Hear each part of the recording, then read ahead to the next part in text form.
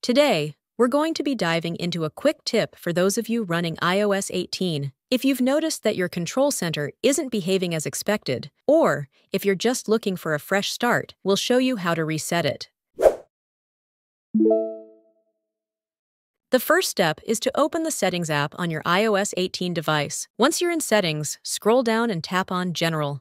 Within the General settings, you'll find an option called Transfer or Reset iPhone. Tap on it. Now tap on the Reset. From the Reset menu, select the option that says Reset All Settings. You'll be prompted to confirm your decision.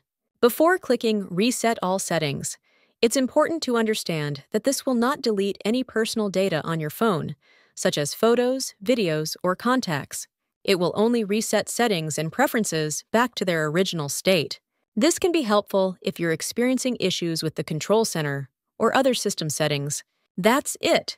You've successfully reset your control center on iOS 18. This should help resolve any issues you were experiencing.